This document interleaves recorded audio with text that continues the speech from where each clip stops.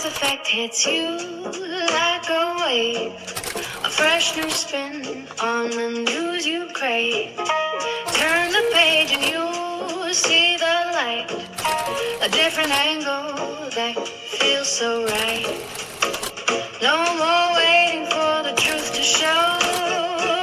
Every story starts to glow. Daily news in a way you didn't know. It's the Taz effect that steals the show. Open your mind, let the colors flow. Daily news in a way you didn't know.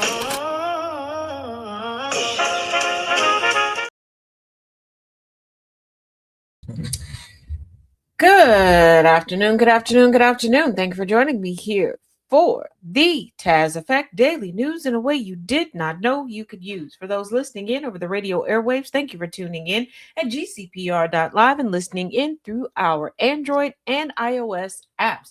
For those of you all that are watching and listening from all around the social media sphere, hey, how you doing? So glad you could come through. Ow, yes, it's test time. Now, y'all know it's Monday. And what does that mean? It is Mutual Aid Monday.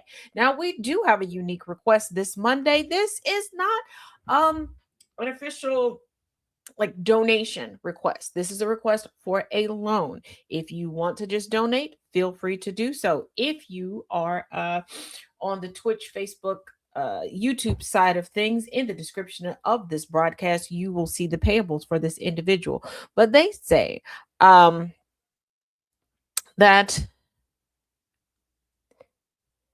they had an agreement that ended and they found a new place to live, but they miscalculated their money and don't have enough to pay last month's rent. If they could borrow from someone or a few to add up or at least come close to what they need to pay by this Friday and the rest next Friday. This is not a donation request. It is a loan request for 2 weeks at the most. The total amount that they need is $1,060. So we've got Cash App, $ Peaches 1972, or Venmo. Which there's the Venmo on this. Yeah, I think the Venmo link is in the description of the video.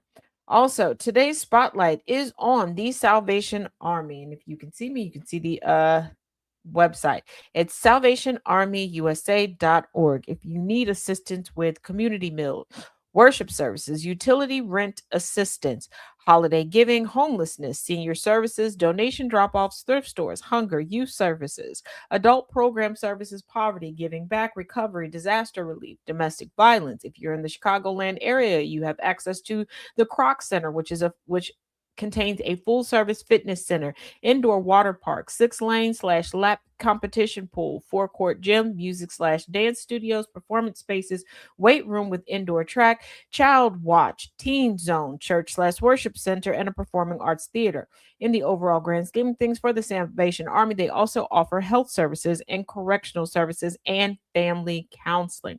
Again, if you are in need or interested in further information regarding these services, you can go to salvationarmyusa.org.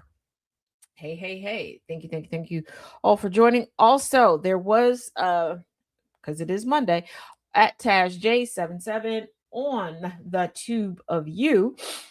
Excuse me, we have Epstein Maxwell updates. And you can go over and check that out today. Information regarding Pam Bondi, Todd Blanche, Sarah Keller, and many more. Now, coming in hot from USA Today, second payment to be sent out in Facebook settlement. Let's discuss who's eligible. Some of y'all got payments last time. Some of y'all might be getting some payments this time around. Hold on. Whoops. I'm telling you, Monday is Monday. There we go. A Facebook class action settlement will send some users a bonus second payout after an initial wave of checks went out last year. In May, a California court approved a second round of payments in a $725 million settlement over claims that Facebook, according to the settlement website and court filings. Although payments were initially sent out late last year, there is still about $100 million remaining in the fund, according to court filings. The settlement, which was finalized in 2023, stemmed from several lawsuits against Facebook that allege that the company made user data accessible to third parties without their permission. Meta, Facebook's parent, in the case, but agreed to a settlement to avoid going to trial, according to the settlement website. Here's what to know about the bonus second payments.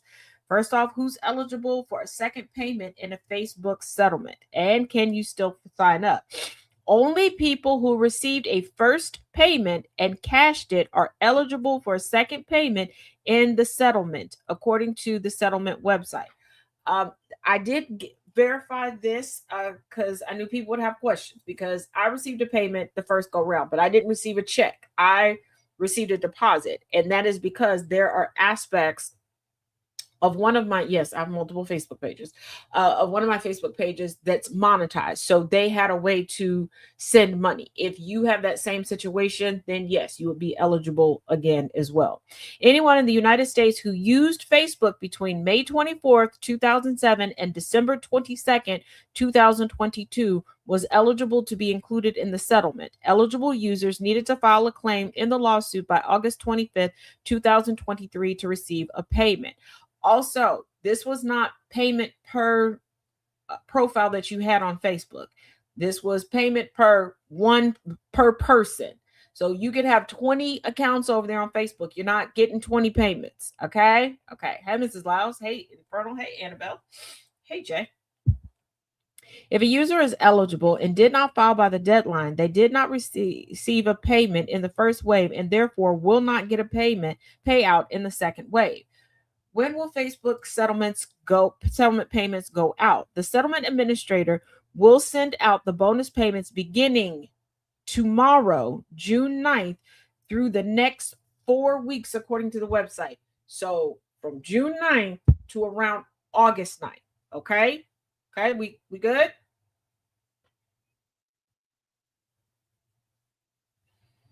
Keep in mind, if you miss it, you can always go over to the TubeU, Tash J77, back up, watch it again, okay?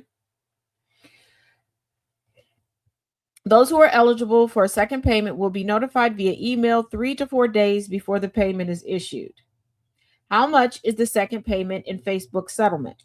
According to court filings, the settlement administrator estimates that more than 15 million people will receive a second payment after taking administrative costs out of the remaining $100 million pot. There will be about $95 million left for bonus payments. The total amount each eligible claimant will get in the second bonus payment will vary based on what filings call allocation points. But the administrator estimates they will range from $4.67 to $7.32 each. Before you go, but they said it was not. Do y'all not understand class action lawsuits?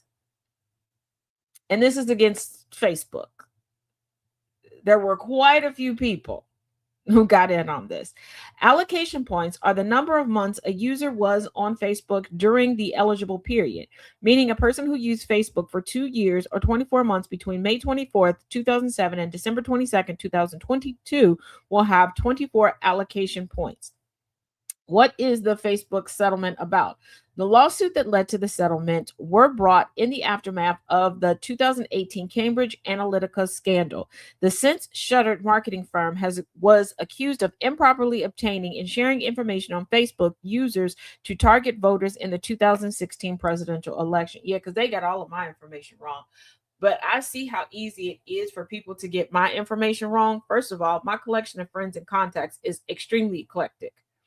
2, my shtick is history then and now, because the news is just chronicling history as it unfolds. And being a historian and a history teacher, it's very hard when entities do stuff like this to pinpoint like what to target me with. They don't know. They have no idea. And the people that I tend to communicate with to get information, to set up interviews, to set up classes and tutoring sessions, they don't know. And I remember this period of time because the ads were off the chain. They didn't know if I was independent, Democrat, just floating in the wind. They didn't know if I was Republican, conservative, liberal, progressive, none of the above, all of the above, male, female, iguana. They didn't know. When I tell y'all stuff was getting sticky on my timeline over on Facebook, all I could do some days was laugh. So the lawsuits were consolidated into one filing in 2018, and years of proceedings followed. In December 2022, Facebook's parent company Meta and the plaintiffs agreed to settle the lawsuit.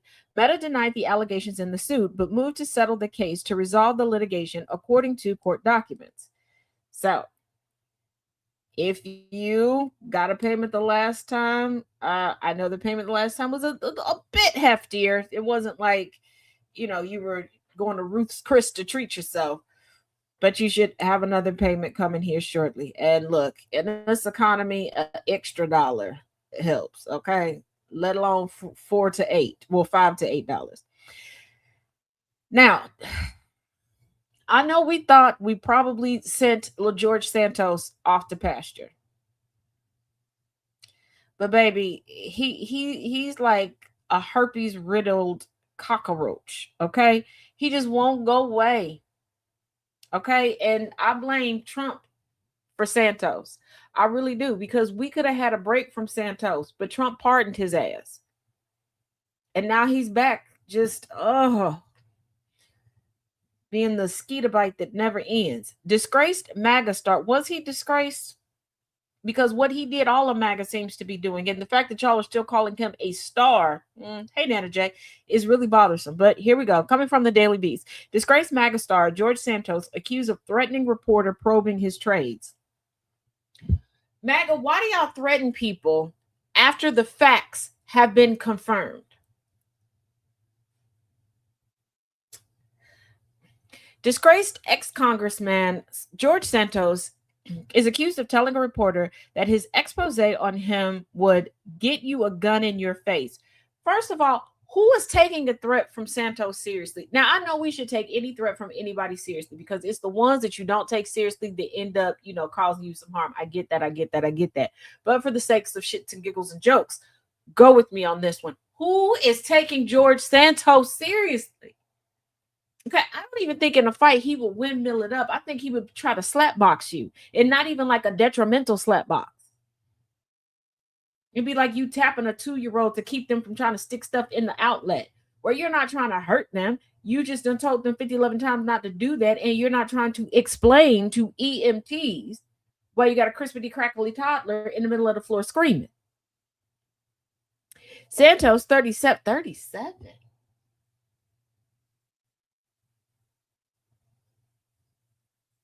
37. In my time, things have really changed, because back in the day, 40-year-olds, we looked at, like, when we look back now, we think that they was like 60, 70 years old. We're like, oh, shoot, that's what they was portraying, 40-somethings.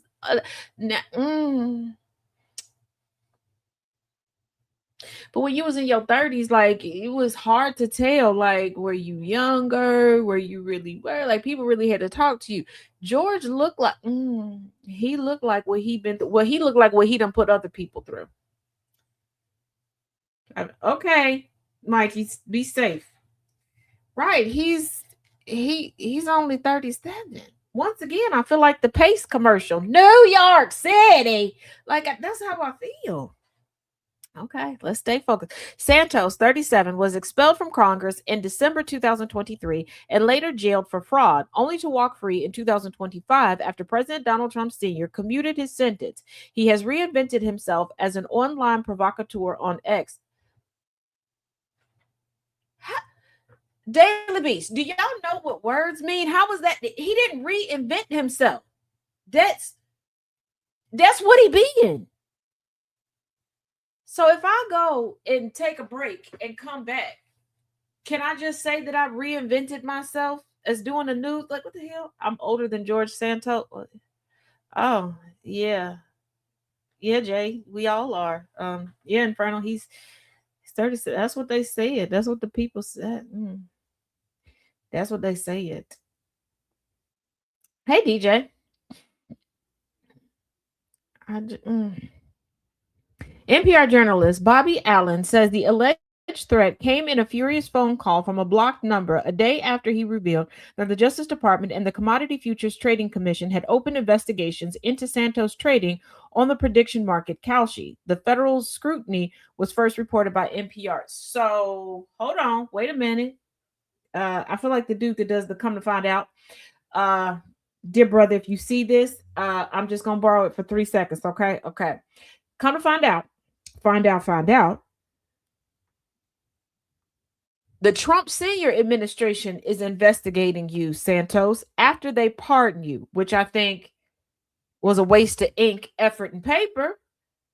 But we know this ain't the regime of caring about the climate. But then come to find out,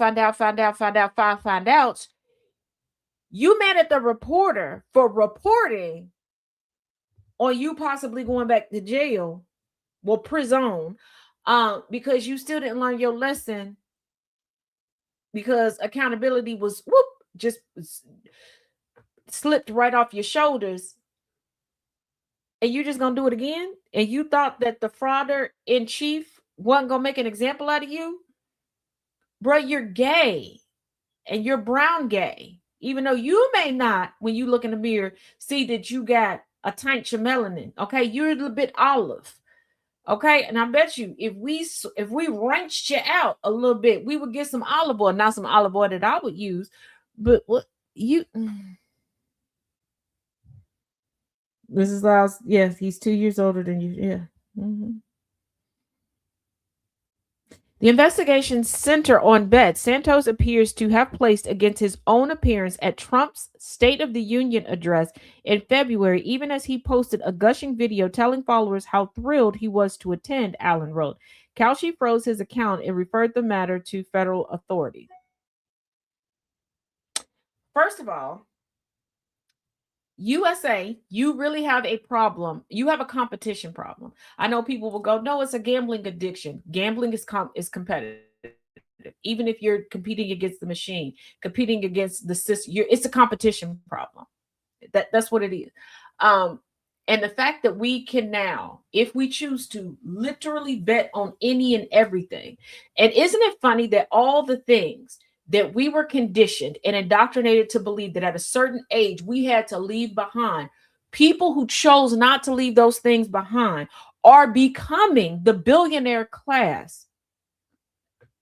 Because yes, they got older, they matured, but they held on to the kid them. And what do I mean? How many of y'all, when you were little, used to bet, quote unquote, bet your friends on everything? I bet you I get to the milk before you. I bet you I drink my juice first. I bet you I run faster. We're literally doing that. We're literally living that. This man bet against himself attending the State of the Union address. I figured.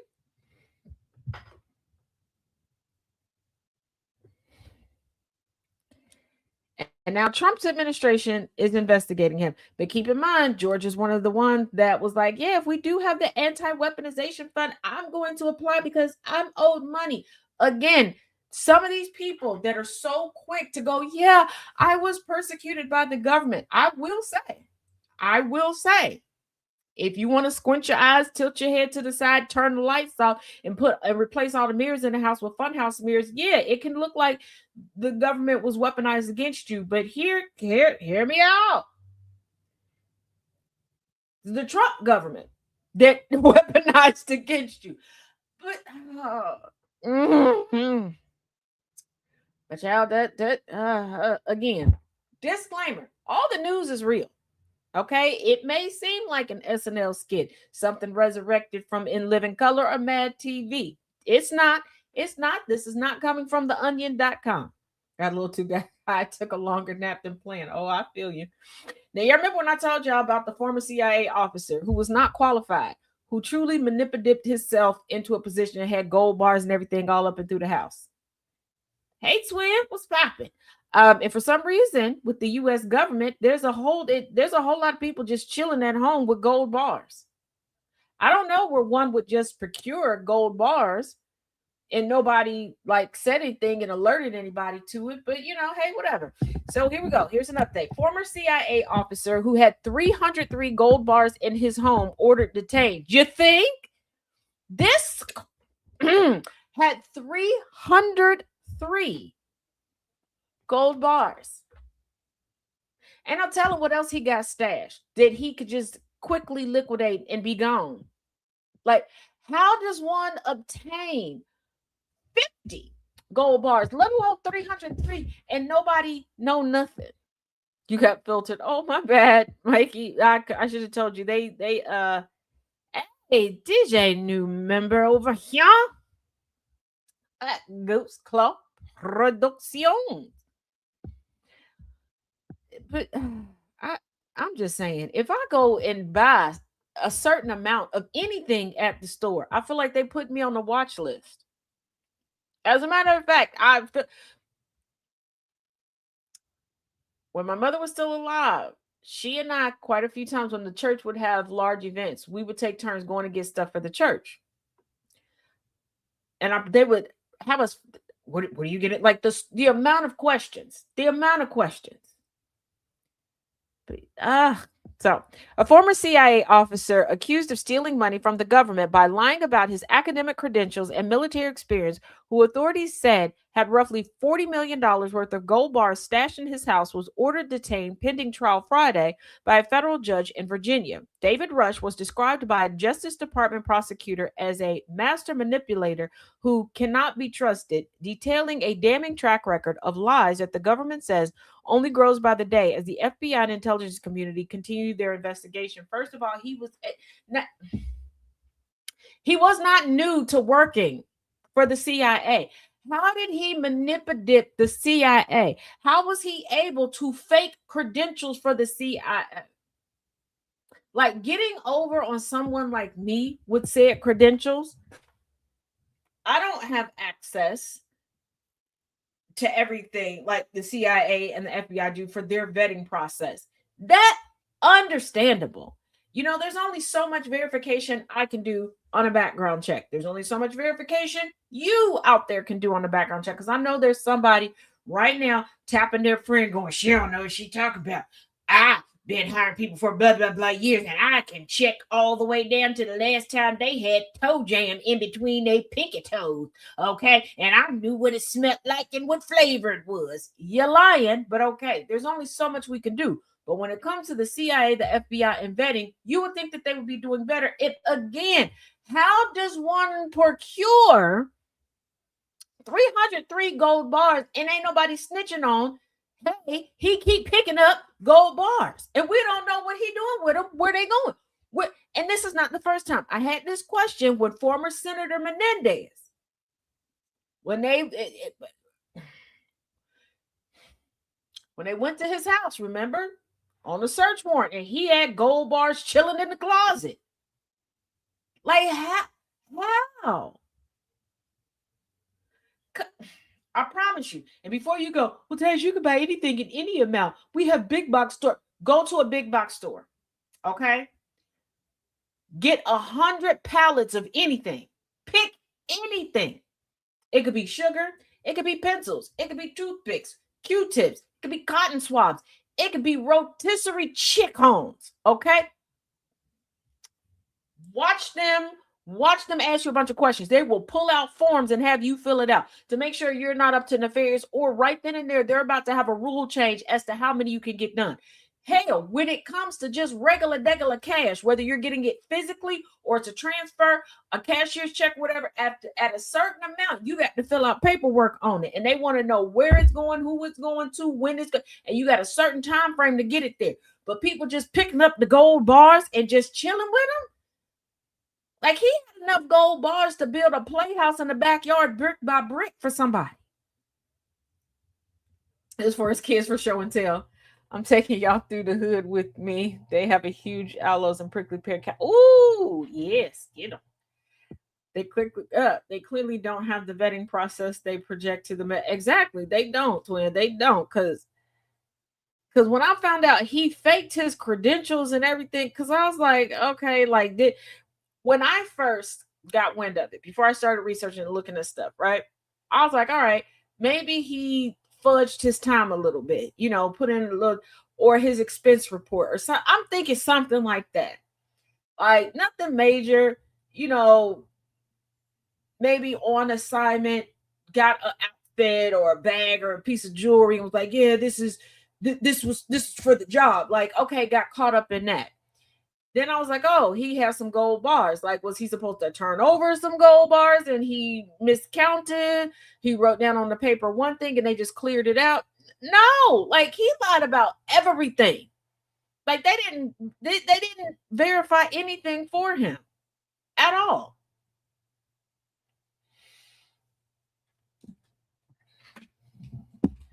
So, okay.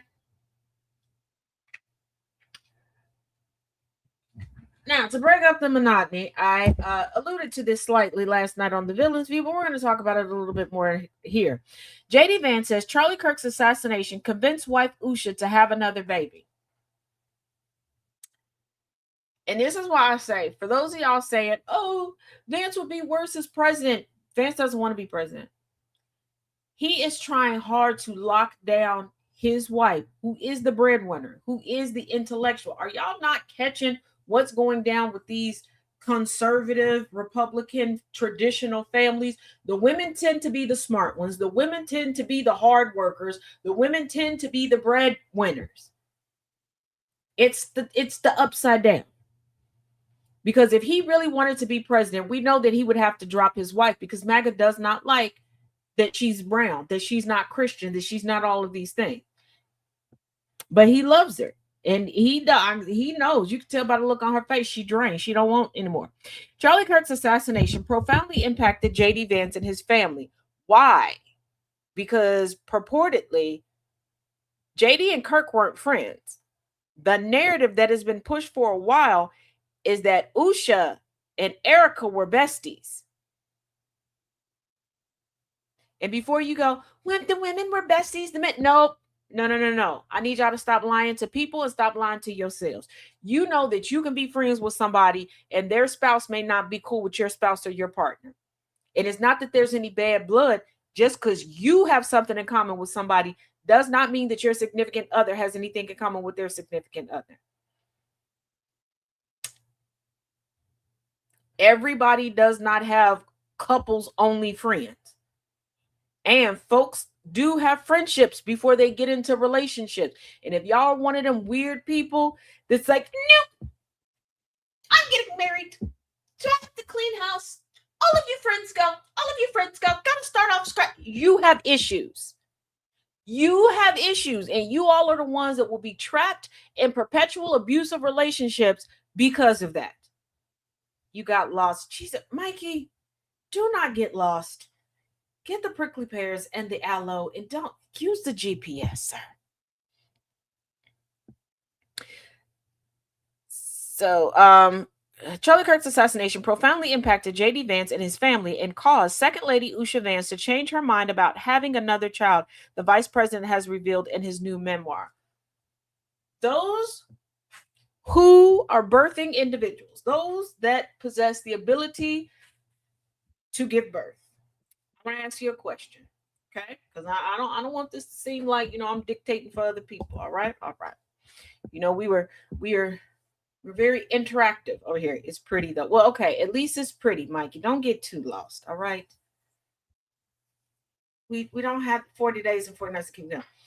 But here's the thing. Him keeping his friends is a break for me. Yeah, exactly, Nana. I want you to think, if somebody close to you is brutally murdered on camera, on the internet, meaning their children, let's forget about all the adults in their lives, their family members, let's take them out. Their children may see this replayed over and over and over again. Would that be the trigger for you to be like, you know what, honey? This violence and this tragedy made me think we should bring another child into this world. Because I wouldn't think that. I would be like, it's time for both of us to go get snipped. Like, we're not taking no chances. Absolutely not. So you gonna tell me my bestie's husband gets sniped in the neck, okay? Swiper did swipe his esophagus right on up out of there. And I looked at that and was like, oh my God, my bestie is so sad. Oh, so sad. Honey, I changed my mind. I know I said we were just gonna have the 3 children. We got to have 4. What? Because Charlie gone. Charlie gone, baby. We got to have a. What the hell kind of sense is this? Yes, to turn that darn TV, the channel. Right. Like, come on. Like, who? This, first of all, how is JD Vance able to write all of these damn memoirs? Why are you writing all these like, you ain't even hit 50 yet. And you're consistently writing memoirs. And how do you have the time to write a memoir as the spare? You taking all these vacations. You learning new makeup techniques. You're impregnating new couches and your wife. You got time to go whitewater rafting down the Little Miami River in Ohio. You got time to fly back and forth between Ohio and DC.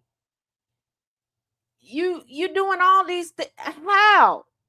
You're the vice president of the United States. It wasn't it MAGA when Kamala Devi Harris was the spare, the vice president, that claimed that the vice president had all these responsibilities and all these powers. If he got these responsibilities, how he out of the office and doing everything else?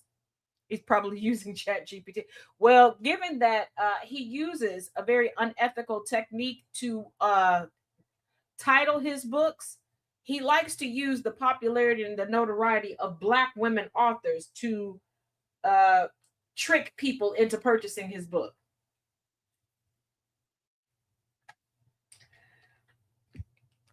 So be very, very careful. If you are a fan of bell hooks, and I'm saying this and I say this in all earnest, be very, very careful when you're looking up if you want to order online a bell hooks book, because he does intentionally make his titles very close to bell hooks books.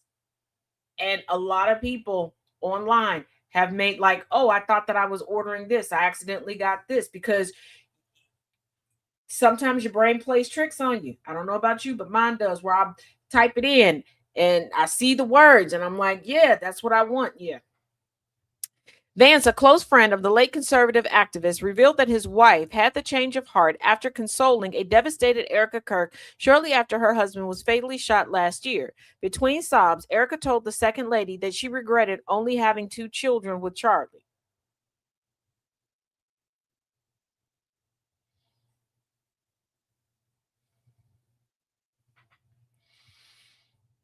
I said, few years back, it's been about 3 years now, when I started doing my open discussions on race. And there were some very brave white people who revealed in these sessions, and they said that I can talk about this in public, that white people hate white people more than anyone else. That white people are very vengeful towards white people, that competitiveness is strong, and that white people have a desire to hurt one another. So you gonna tell me I'm your friend, I'm your bestie, okay, right or die, I'm grieving, okay, my husband dead, and I'm like, girl, I wish I would have had another baby with him.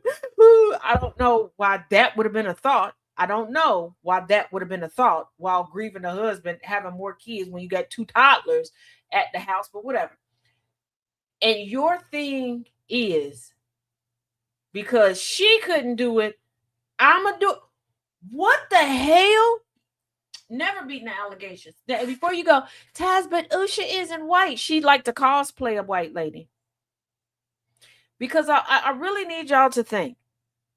I need y'all to think. If you are grieving and you're telling somebody that's supposed to be your ace boom coon, okay?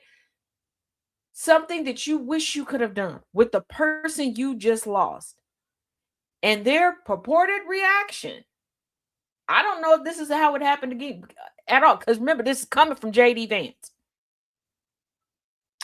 But even with that, to think, you know what, this will sell and this will be endearing.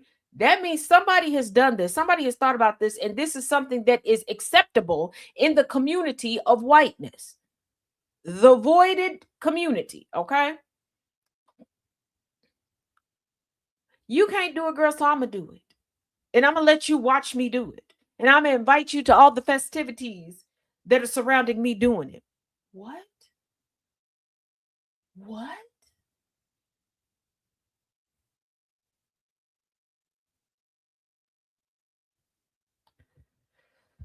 For years, I had asked Usha to have another baby, and for years she had told me she was done, especially now that public service had elevated us into the national spotlight.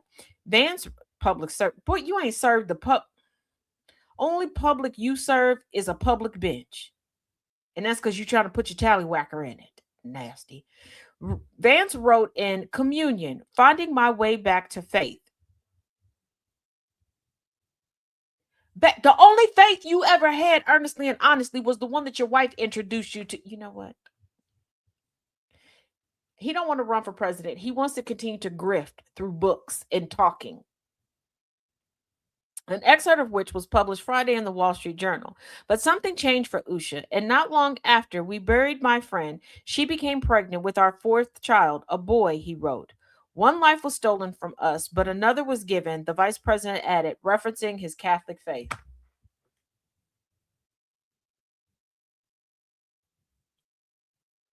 Are y'all gonna name the child Charlie and expect it to act like Charlie? Like, so you like for okay, white people, Vance is not helping y'all. You're not escaping the great replacement theory allegations. You're not. This mofo, "Oh, one life was taken from us, but it was replaced." That's endearing when it just happens. Like there have been a few times in my family that just by happenstance, someone was pregnant, didn't want to say anything till it got to a certain point and someone else passed away. Sometimes it's on the same branch of family, sometimes it's not. Like there have been times there's been a loss on my dad's side of the family and somebody was bringing a life in on my mama's side of the family. But you know what I mean? It just happenstance. And everybody says every time somebody dies, there's a baby born. There's it all over the world. But for you to act like, right, the reincarnation. But for you to act, because like I had an auntie, I was very much so pregnant. And I love this auntie down. You understand me? I told y'all some stories about her. That's the one that jumped off her balcony to beat the bricks off of a grown man because he was laying hands on his girlfriend. Okay. She was not to be played with. She was a real one. Okay. I was pregnant with my youngest daughter. I was coming up on like it any minute. I was gonna give birth. Like it was, we were down to the wire. Any minute, my aunt passed away. My aunt passed away. Now, upon giving birth, because this is a child that was born at home, that was not planned. Um, I was originally going to name her after my aunt, and then there was a last minute change. Um, and there were some people that were like, "Oh my goodness, I can't believe you went and got pregnant because your aunt died." Sweetheart, I'm not an alien. I don't know how that would have worked. Because I kid you not, it was like she passed away like 2.5 weeks later. I gave birth. I'm like, I don't know how y'all thought that was. It just worked out that way. But I want to know what promises he made to Usha Vance. And the only thing I can think is, baby, please don't leave me. When this is all done, when this all, I'm gonna leave. You know he about to die. Technically, I'll be able to be president for like a year and a half, 2 years, and then I'll be done. I'll be done. We'll be back to our nice little East Walnut Hills, Cincinnati, Ohio luxury home, and it'll be so good. And I'll get you the rest of them vacations you was wanting in the 50 states. Yeah. Yep. Like I feel like that's how it went. Like, baby, baby, baby, I promise. I'll just keep the Ashley Shays Lounge, downstairs in the basement. I won't get no more. I know you seen the Bob's Furniture ads, but I ain't gonna get none of them. I promise. My word is bond, girl. Cause ain't no way. Ain't no way. Hey, neighbor. No.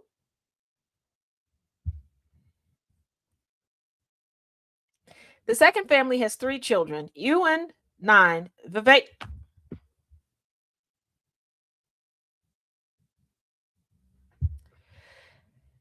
Ewan, 9, Vivek, 6, and Mirabelle, 4. The Vance's fourth child is due in late July.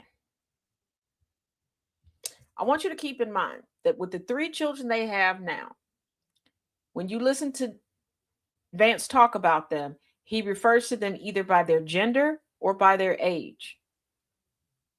And looking at this, he rarely gets their ages correct. In the excerpt, Vance wrote that Charlie Kirk helped him become a better parent as he and his wife adjusted to life in the spotlight. The vice president wrote that he would regularly talk to the podcaster about the stresses national politics placed on our family. Kirk, who was assassinated, first of all, how did Charlie Kirk help you become a better parent? Charlie Kirk was never at home. And what you mean, national spotlight? You were in Congress. And all of us are still perplexed how you got there. Because you couldn't win an election to save the life of a housefly, baby. But I guess, honeypot. Now, once again, remember I told y'all that whether it's a celebrity, a politician, a company, they do keep an eye out on social media. Okay. And every time I say that, there's always somebody who thinks that I'm joking, that think that I'm exaggerating. I keep telling y'all this is where they get their new narratives from to continue to be able to market to you and manipulate you. Here's the latest example coming from Politico. Trump says he never promised no new wars.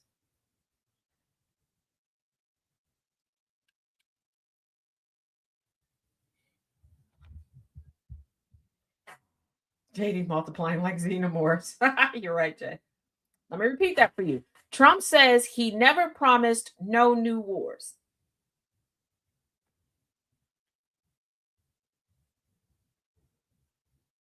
Now, I know you're probably wondering, Taz, why would you say that and say that this narrative came from the internet? Because do you all remember where the narrative started? It started from his sycophants, his talking heads online. Right wing commentators, influencers, content creators that want to be big time influencers with the money and the trips and all that stuff. They're the ones that started saying that because they were like, no, in Iran, that's not a war. We're not at war with Israel. We're not helping Israel with the war. That's not a war. But he didn't promise us that. He didn't promise us that. You all misunderstood. Yeah.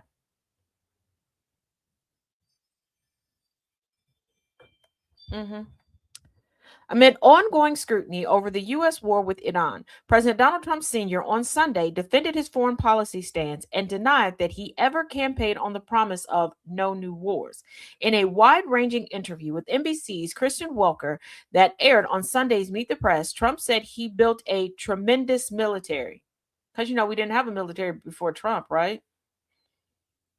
The same man that said that there were airports during the Revolutionary War. So, of course, he's credible.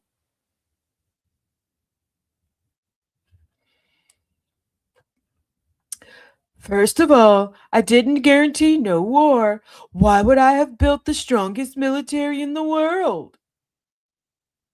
I built our military. I inherited a terrible military. We had no equipment. We had nothing. I built a tremendous military. When you say I promised, I didn't promise anything. Did he forget the marketing he put together for himself? I want you all to think about the entirety of the interview with Kristen Welker. Okay. Um, And please realize she's the host of Meet the Press. Because there are a lot of people that are like, well, they're putting him in front of women on purpose. He's sundowning incredibly. He's declining faster than a lot of people predicted. He has no filter. It's not like he had a major filter before, but he's saying what he really means. Because after that interview with Kristen Welker, he had they called it a round table with farmers, but really he was the only one talking. They could not have him stand up. And he let it be. He's like, I don't have to be here. I won the election. I don't care about any of this. Like, he's telling you how he really feels. This is the same man that forgot the marketing and branding he put forth. Like, yeah, I stopped all of these wars. Peace, peace, peace, peace. I should have had a peace. I should have a peace. I should have a Nobel Peace Prize. I should have the peace, peace, peace, peace, peace. Now he's telling you what he really felt and how he really felt. I'm just saying, keep stuffing him in front of a camera. Keep stuffing him in front of the camera, okay? Because we're going to find out.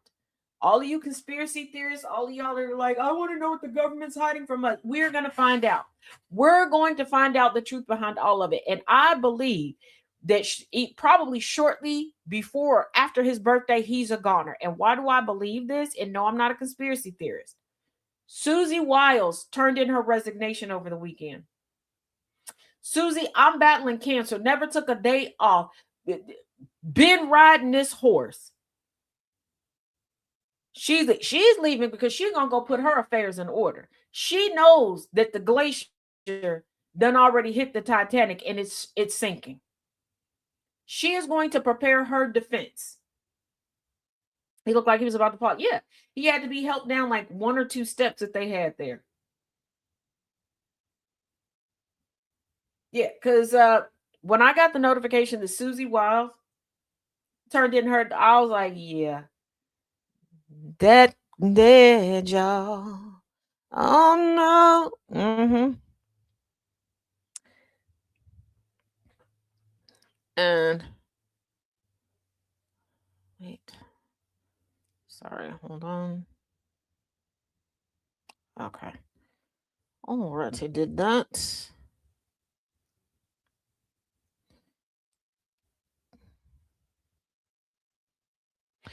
Also, Trump said he doesn't know where the hell his own false claim about black unemployment came from. Yeah, all of this came from his roundtable with the farmers.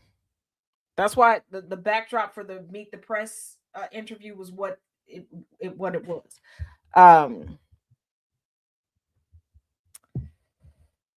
Trump says, I'm never giving this back after receiving medal from Olympic athlete. Why are y'all treating Trump like the oldest, stinkiest, most cranially dilapidated Make-A-Wish Foundation kid there ever was? And I told y'all that this presidency was 2 things way back when he was just stretching to begin his race to POTUS Mountain, okay? That 1, he was campaigning and running to avoid accountability, aka prison, and 2, to tick off his bucket list. Because Trump is more terrified of being forgotten by history than he is of dying. And he knows that his family is not going to do anything to cement a legacy for him. They're not going to do a scholarship in his name. They're not going to try to get a building named after him at Wharton. None of that. He knows this. This is why he's scrambling. But I need y'all to stop giving up things that you earned to somebody who couldn't even earn best crisscross applesauce sitter, okay, in a legless man competition. And then y'all have the audacity to turn around and look at us black folks, especially us black femme presenting individuals, and go, see, they didn't earn it. DEI didn't earn it. When you created a didn't earn it POTUS. You created a didn't earn it POTUS. President Donald Trump Sr. accepted an Olympic gold medal given to him by U.S. speed skater Jordan Stoltz on Friday. Trump was in Chippewa Falls, Wisconsin, for a roundtable with area farmers, along with Representative Derek Von Orton, Democrat out of Wisconsin, who trails his Democratic challenger in the polls.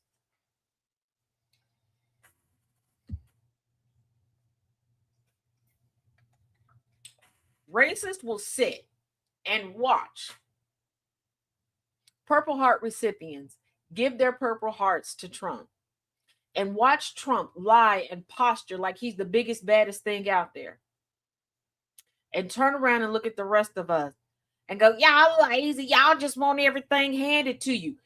They're literally worshiping like a damn deity someone who expects and vocalizes the expectation that everything should be given to them, handed to them,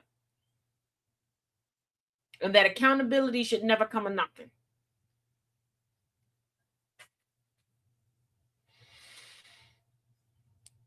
But folks get upset when Black, brown, indigenous creators of color say, hey, tag us when you take from us, when we inspire you, when you take word for word, bar for bar what we put out. Like, just tag us. We ain't even ask you to pay us most of the time.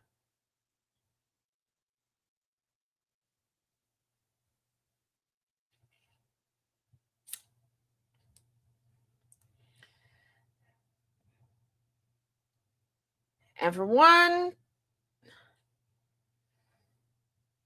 bit of audacity to another, Trump issues pardon to former Republican congressman convicted of insider trading.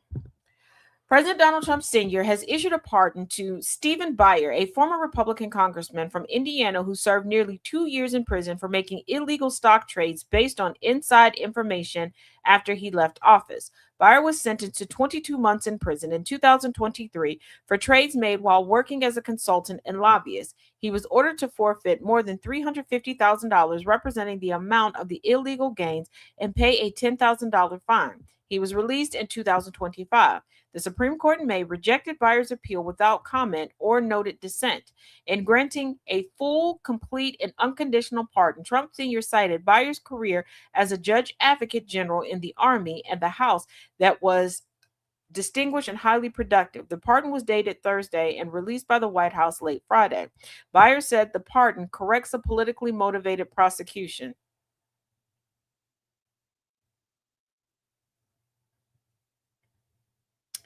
And that it was horrific to be in prison for a crime that I did not commit. He maintains that he's innocent.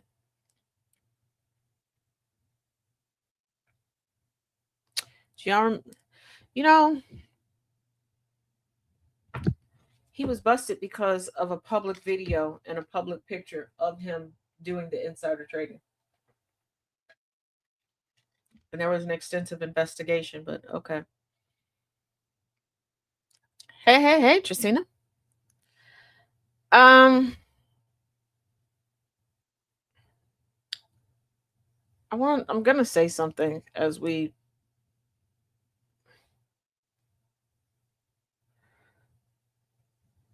hold on.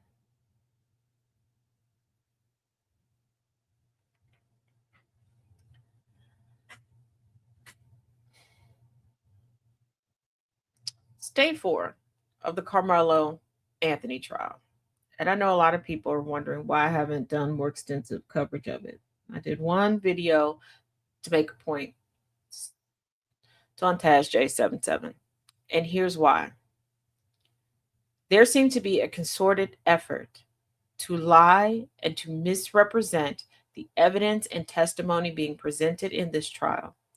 There seems to be a concerted effort across the race barriers, across gender barriers, across whether you consider a media outlet to be unbiased, biased, left-leaning, right-leaning, center-sitting. And it's disheartening. And it's hard to get information that can be verified. Have I been in contact with people who are legitimately boots on the ground there? Yes. Because so many people are very fervent about trolling and pushing forward lies and using this concerted effort as their proof. No matter what I say, people are going to feel, oh, what am I drinking today? It's just water. Just ice water. Just continuing from yesterday. I quote unquote fancy ice water. People are going to continue to downplay things. It hurts my heart to see so many marginalized people lying to the public regarding this young man. So, real quick, let me tell y'all a few things that are facts. When the court transcripts are available, you can go back and verify it. I think I'm going to have to do an on the back end reporting on this. Um, the Metcalf twins did know who Carmelo Anthony was prior to this track meet. Um, what they're classifying as a weapon, Carmelo Anthony, by the laws, the rules and regulations of the state of Texas, it was legal for him to have it. Um, they are lying about what is contained in the video, and trying hard to make Carmelo sound like the aggressor. There is not a single black person on this jury.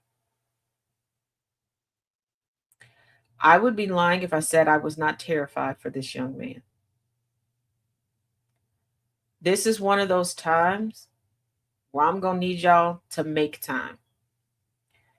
Contact media outlets and demand accurate coverage. Let them know that you can tell that they're lying. Demand that impartial legal professionals be used as commentary. And if you come across someone being interviewed, write down their name. Y'all love to use Google for everything else. Google them, contact their law firms, and let them know that there will be campaigns to make sure nobody ever uses them again for legal representation, because they're showing that they will go by way of what white people want and not by what justice is deserving. Because this is despicable. And I'm going to say this, and so many of y'all are going to want to push back, but at this point, I don't give a damn, because I'm to the point where I feel like I'm beating my head up against a brick wall, because y'all come here every day saying that you want change. And then once you leave this space, you seem to leave your good advocacy and your good deductive reasoning right here. And then you come pick it up for 2 hours, but you leave it here for the other 22 hours of the day and night.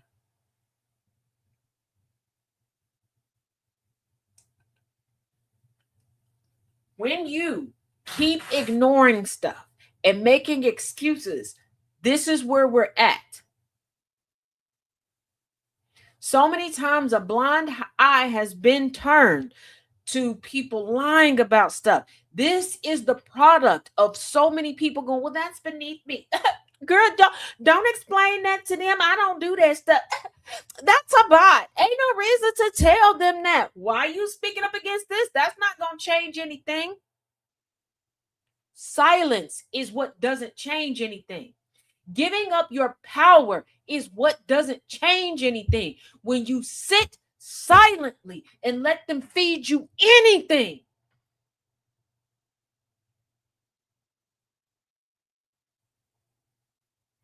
we get to a point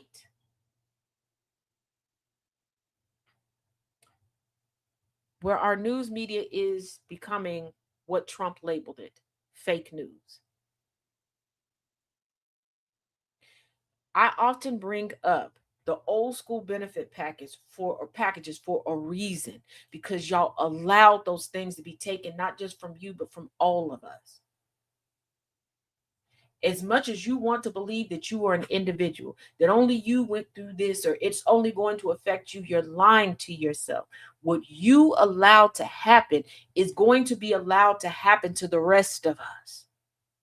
Y'all get it when it comes to MAGA voters, but you don't get it when it comes to your actions or your inaction.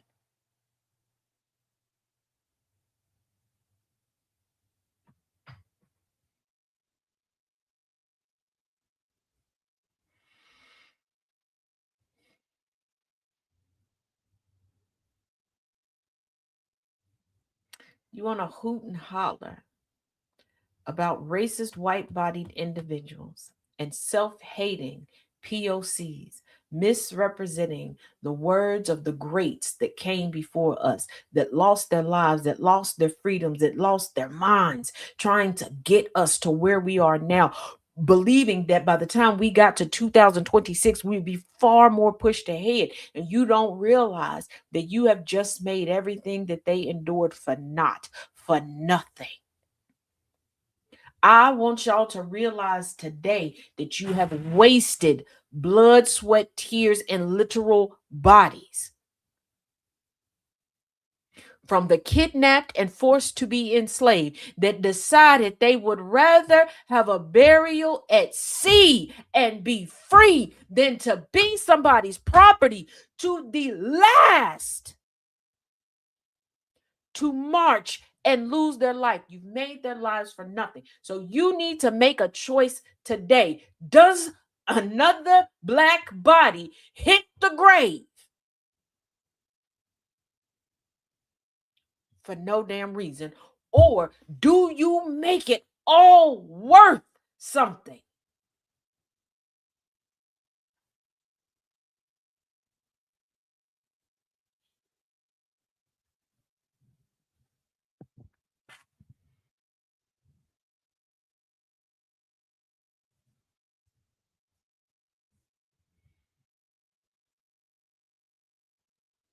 Do you finally make it worth it?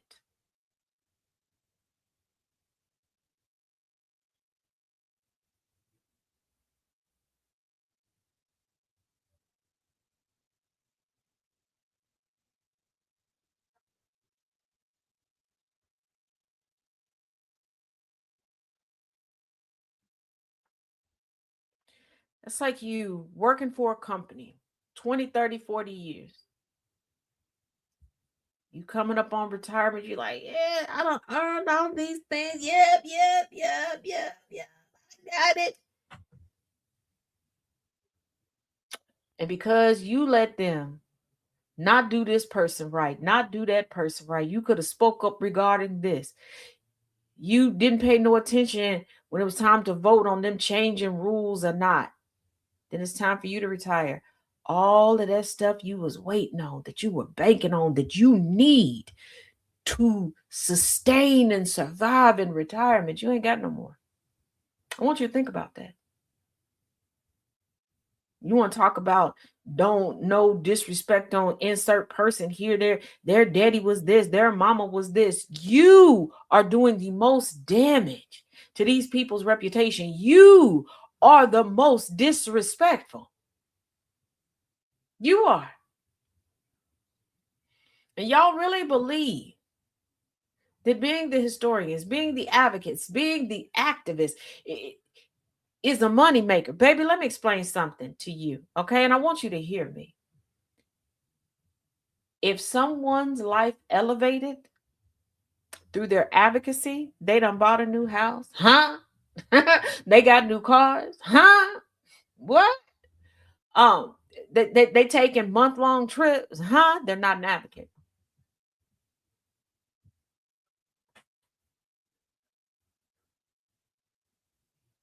They're not an advocate. Okay. I not only have been chronicling history, but delivering the news, but also embarking in hands-on, boots on the ground, and legislative advocacy since a young teen. And I mean young. Let's keep it a buck. I've been doing news on different radio outlets since I was 14.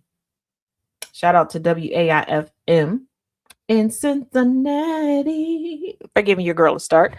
But I've been to marches with my grandparents and everything else. I have lost more than I've gained. We'll get 10 steps ahead.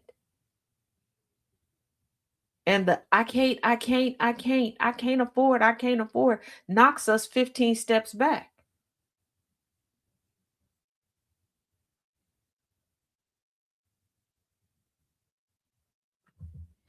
You won't sign a petition because you think it's going to make it hard for you to afford the mango flavored lube that you like to use on Saturday night. I continue to teach people into their advocacy and speak up, and I lost tenure. You don't give a damn and will research somebody from the rooter to the tutor because they said they ain't like your bangs last summer. They said not the bangs, the bangs. And you went on a mission, Haley said, to destroy their whole lives. You were taught from primary school, no taxation without representation. And look at you now. Look at you now. Because I promise you, if I make a misstep and piss you off, and I'm not even talking about socially pissing you off. I'm not talking about me dropping the ball and doing something that's going to negatively affect your life. No, I didn't notice your new haircut fast enough. Okay. I complimented your boo thing and not you because I didn't see you yet. And you would go and gather the troops to take your girl down. But you cannot get it together enough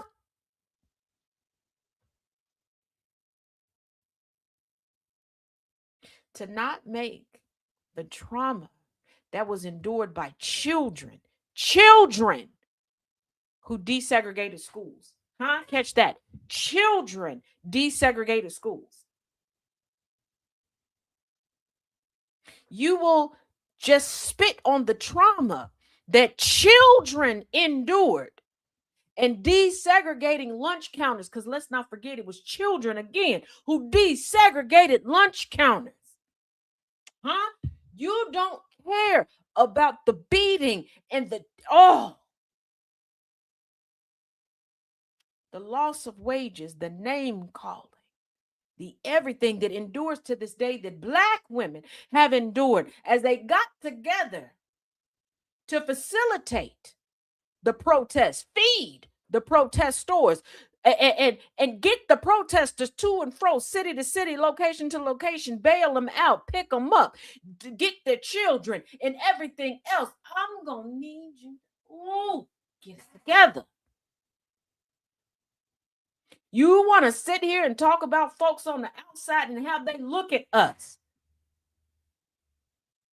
You should be more concerned about how we're looking at you.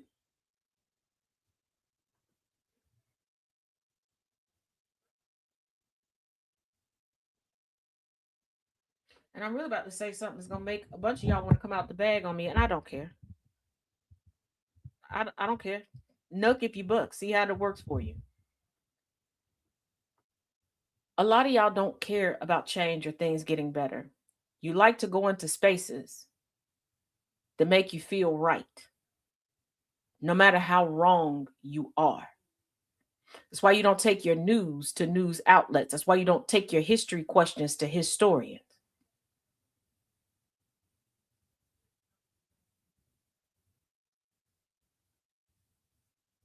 You like the late night shows because they make you feel warm and fuzzy on the inside, but not equipped to actually make any change because you have no desire to do so. You are okay with waiting for somebody to do that.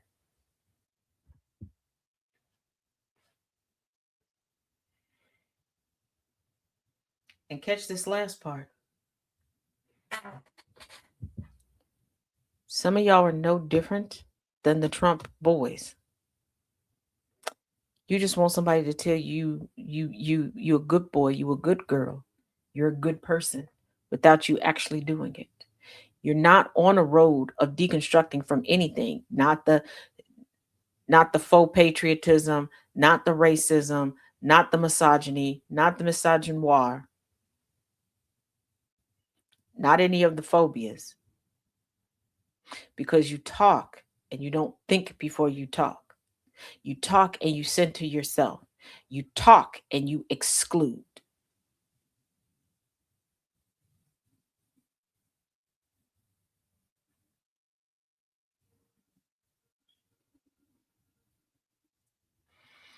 And part of us being better as a society is allowing people to be honest about what they can handle and what they can't handle. And I'm going to pull in one of the topics from this morning.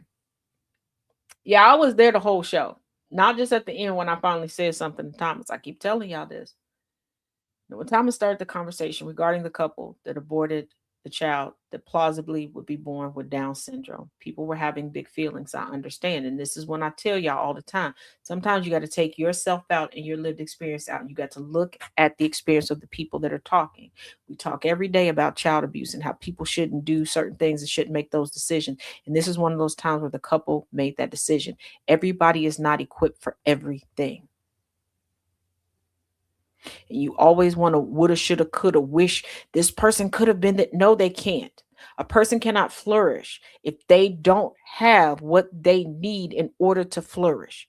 If there's no love and if there's no finances to make sure somebody gets what they need, then what kind of life is it? What kind of life is it? Everybody is not meant to be a parent. Everybody is not meant to be a caretaker. And that is okay.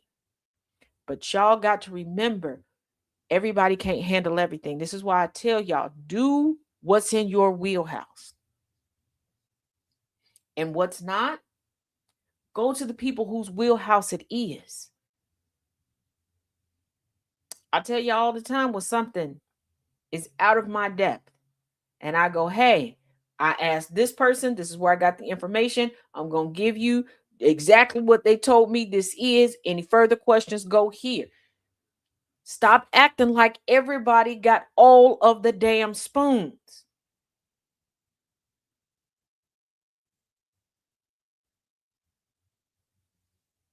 It's okay.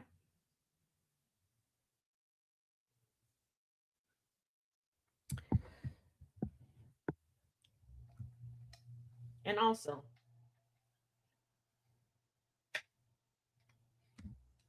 let me reiterate, hatred has no creativity.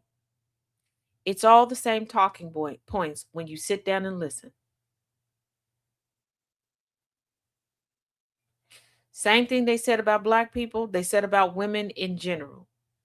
When it came to being outside the house working, unless you were black,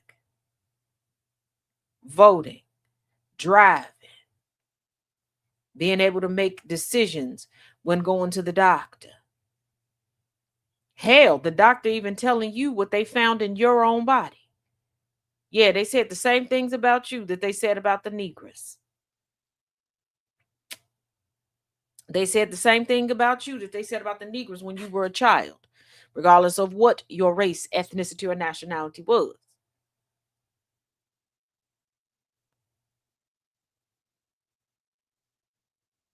And they pick and choose when they decide to say it about gay people, when they decide to say it about trans people, and all of these things. Because the same people right now puffing their chest out, talking about, oh, it's an agenda, it's an agenda, it's an agenda. Put on some Liberace. Put on a Rock Hudson movie.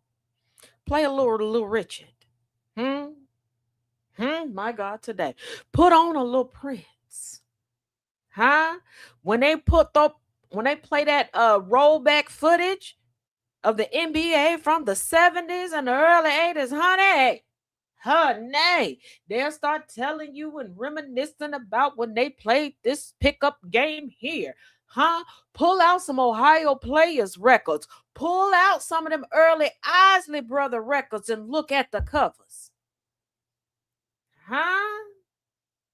Huh?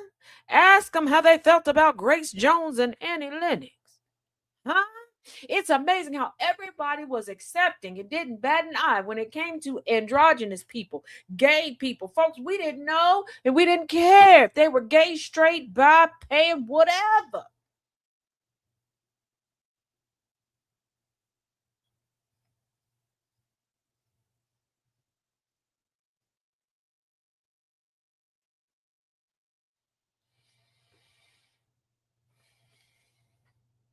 And for those with all the jokes going, oh, LGBTQI is always expanding. There's always adding of a letter. I want you to put your critical thinking caps on, okay? If you have one, some of y'all maybe you didn't order one yet. Put your order in, okay? All right. Go to the brain gym. Work it out a little bit, okay? The membership is free. It's free. It's free. It's free. But let's work out these smarticle particles real quick. If they're adding more letters, that should let you know that sexuality is far more fluid than what you've been taught, and you should be questioning why you were taught that it was not fluid. Why are you being taught to live in misery? Why are you being taught to stifle yourself where you never get a chance to feel fulfilled? Why are you taught to not truly know what happiness is? Let me know how I went for them on Amazon. There you go, Dad. Because I want you to think about that. There have been so many trends on social media, and especially on TikTok, where I've seen so many people, mostly women and femme presenting individuals, because society says that they can be slightly more honest about their sexuality than men, slightly, depending on where you're at and who's around. They're like, oh, this is doing something for me. Oh my God, am I really straight? No. You want to talk about race being a social construct? How come you don't want to talk about all the rest of the social constructs? And yes, I understand. Before secondary education, we have to be general to give people a general understanding of stuff. But that general needs to be expanded just a little bit more so people can actually understand what's going on, and we stop using all these scare tactics, because we at our big age in 2026, and by I'm talking about the age of the country, the age of this floating space rock also. We should know that these scare tactics don't work. When you deny people access and not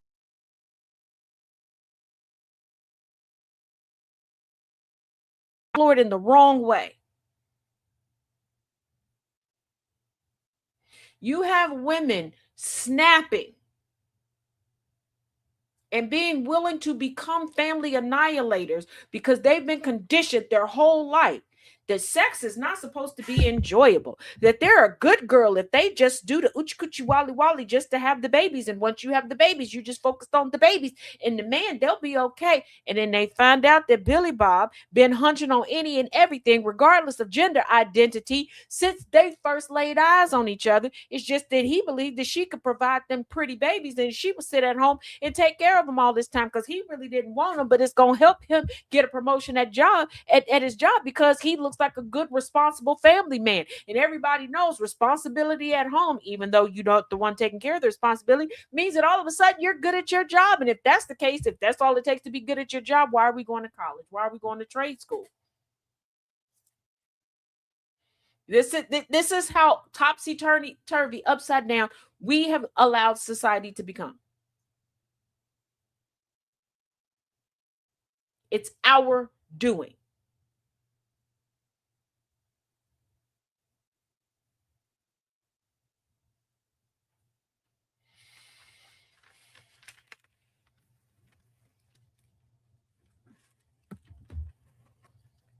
I remember twice in my life, I met two different people like this. And I remember both of the multitude of encounters with them. There was a woman who believed only whores wore lip liner.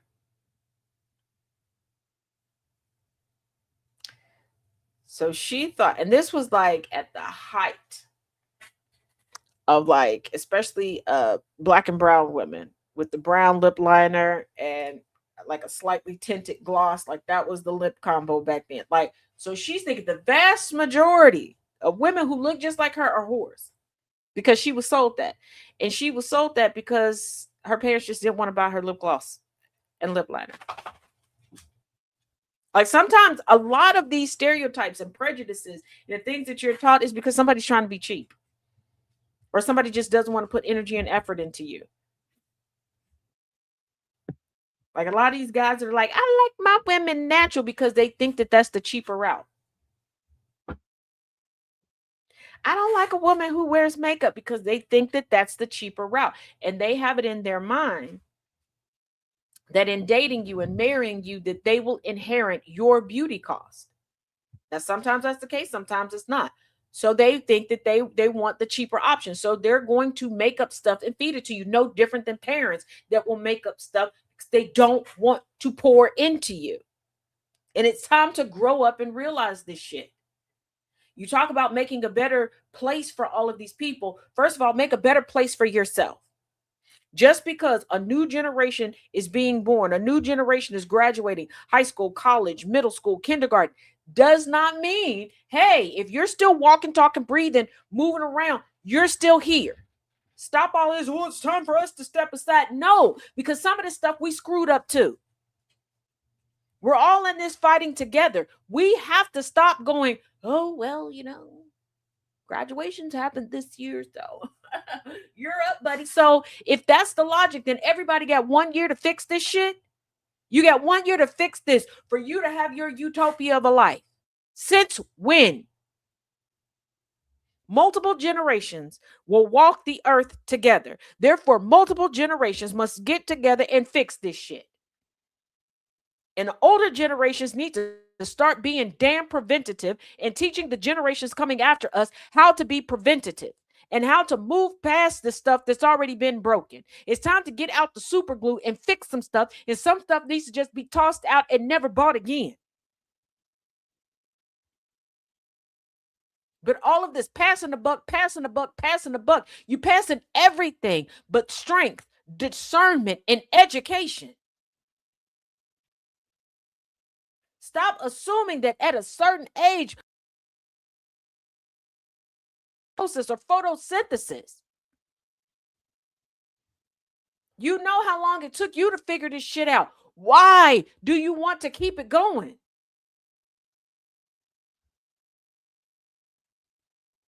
Everybody is perpetually setting themselves up to be jealous of every damn body else. And then sit here and go, jealousy is killing us. You think?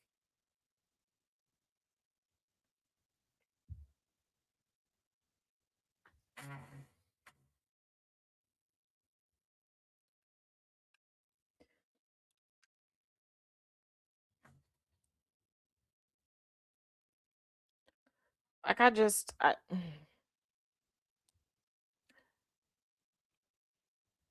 or they don't want other men to notice them. Yeah. And here's the thing, the ones that do that the most, Lisette, are the ones that want other women or other men to notice them. Quick reminder, quick reminder, quick reminder. We're a little bit past the halfway point. My apologies. But quick reminder that it is Mutual Aid Monday, and we do have a unique request once again, not for just a flat out donation, but for a loan. There's a loan request for 2 weeks at the most. The person needs a total of $1,062.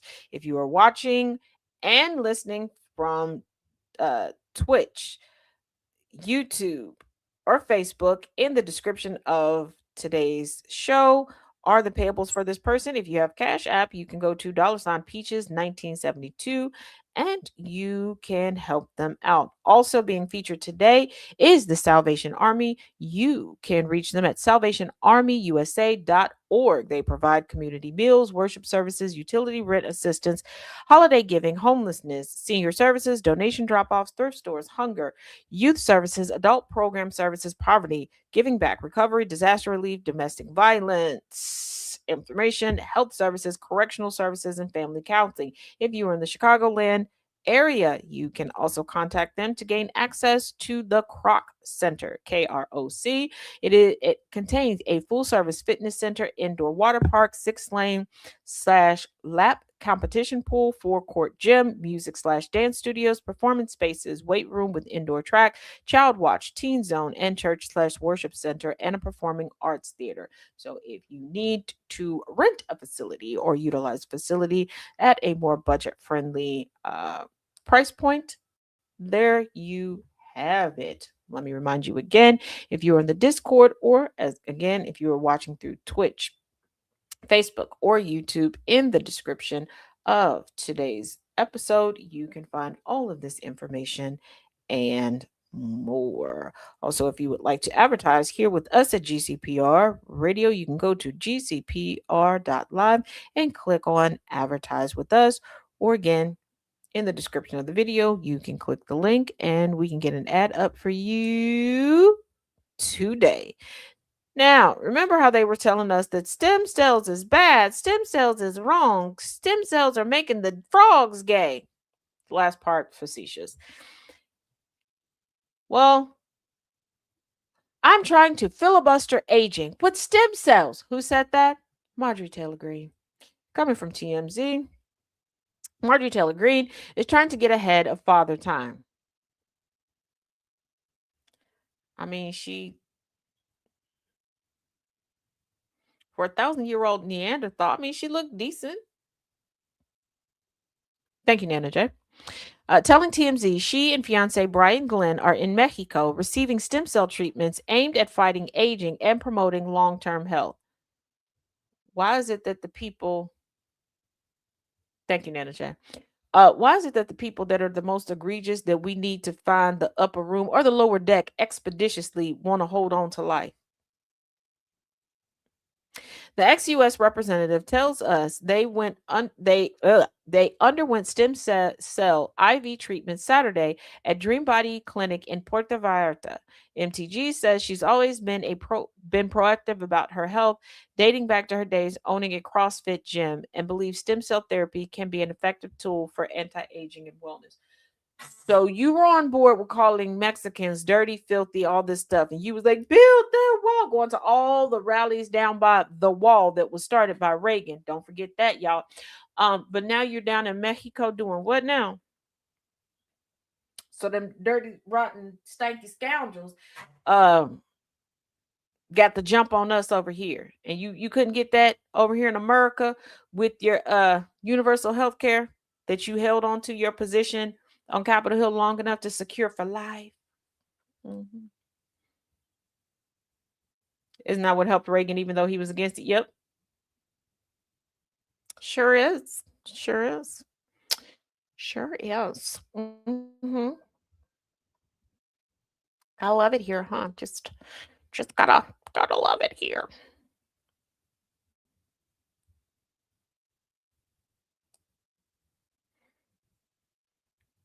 I don't know if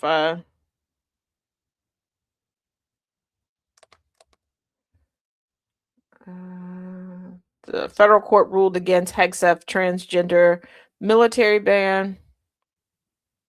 So we love that. She's progressively annoying. I can tell you that. That's what she is. Marjorie Taylor Greene will revamp herself into any and everything she needs to stay in the spotlight. I don't know if she's going to jump back into politics, but this is something that would certainly help her podcast career. And given that her fiance, formerly known as her affair partner, is a journalist, and yes, I'm being very facetious when I say this, she might segue over there. Now, today's closing news story comes to us from Politico. Spy Power's deal is latest Hill casualty of Trump Sr.'s impetuous decision-making. The president's decision to tap Bill Pulte as Director of National Intelligence has scuttled chances for a long-term Section 702 extension. Congress appeared to be on track to reauthorize a national spy program that's due to expire in the coming days. Then Donald Trump Sr. stepped in. The president's decision to name Bill Pulte, a MAGA ally with no national security experience, acting director of national intelligence, has upended bipartisan plans to pass a long-term extension of Section 702 of the Foreign Intelligence Surveillance Act, which has been floating along on a stopgap patch since April amid broader political disagreements about the fate of the spy law. Members on both sides of the aisle are concerned that U.S. citizens are getting swept up in warrantless surveillance designed to target foreigners overseas and want the program to significantly want the program to be significantly reined in. A bipartisan coalition of lawmakers was working to pass a 3-year extension, but Democrats are withdrawing their support in protest of the Pulte appointment, with nearly every Democratic senator joining a handful of Republicans in tanking a procedural vote early Friday morning that would have allowed for a passage of the 3-year deal before the June 12th deadline.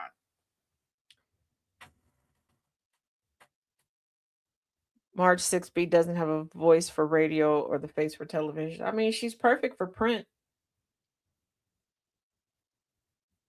She will go off the charts performing in print. But I mean, her podcast does fairly well with people. Not gonna lie, it perplexes me. It really does. Like,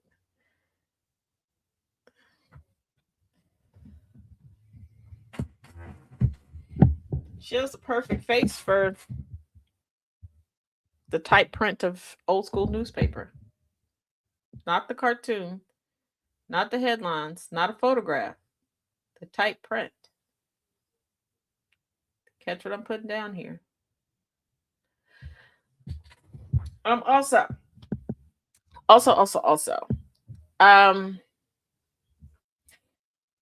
there is a new podcast uploaded over on Substack, and there is the Tazisms 5 minute or less podcast over on Spotify. There's a new one uploaded. You can also access it through Patreon. There is part 5 of the history of voting rights in the U.S. up on Substack as well. And I point that out because they were talking about extensions. 2 of the extensions to the Voting Rights Act, that history is included in today's submission regarding the history of voting rights in the U.S. And I want you to realize that Reagan and Bush realized there was still a need for the Voting Rights Act. Okay? So they each extended it for 25 years. That's what we're doing. Ben Franklin style. You got that right.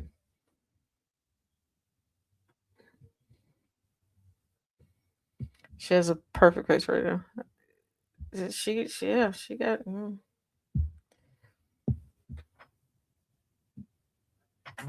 So yeah. Keep that in mind. So I have not forgotten. It's going to come out around the same time as I do today's daily history, that will go out on TikTok at TazJ15 and on YouTube at TazJ77.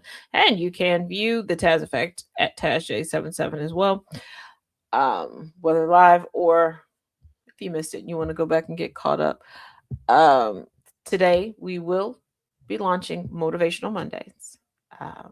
I just have to finish getting them down. I will add a place there if you want to add your sayings or motivators in the Tazisms Discord.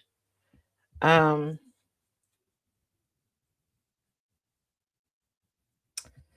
yes. For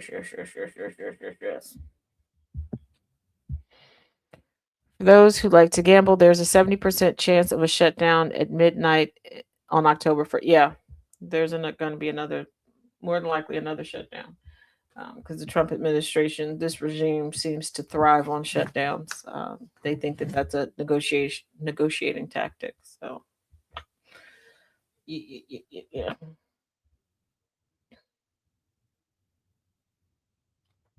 Do not forget. I know I said Sunday, but we'll probably do it before Sunday, so people we can collectively have like a little sweet treat for the weekend. We'll do the live with the 3 ingredient of ice cream. Keep in mind, this is very, very basic. Not doing nothing fancy. Now the 3 ingredients, the third is optional. You can swap out the third one, okay? Because it's mostly for flavoring. Heavy cream, condensed milk, and vanilla. The vanilla you can swap out. If you want to chop up some strawberries and put it in there, whatever. I'm going to tell y'all, I'm going to crush up some Biscoff and put it in there. But we're going to go through do all do all do. We're gonna do that. Gonna figure out a day. I gotta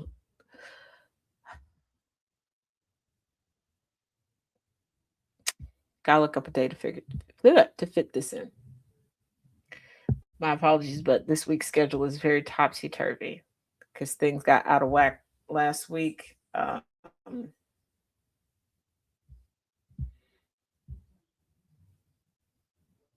It's kind of all over the place. But we're gonna get her done one way or another. We're gonna complete it. We're gonna complete it, plead it one way or another. So